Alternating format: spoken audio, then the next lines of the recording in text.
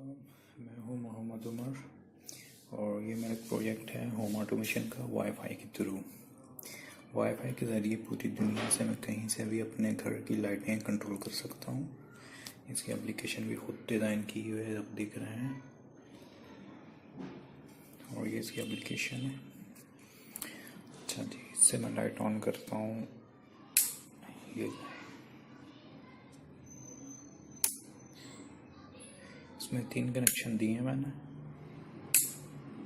और ये फ़ैन का भी है, 2 लाइट्स के और 1 फ़ैन के। आपकी मर्ज़ी, आप चाहे 3 लाइट्स चला लें या 3 फैन चला लें या ये 1 फ़ैन चला लें, ये आपकी मर्ज़ी है।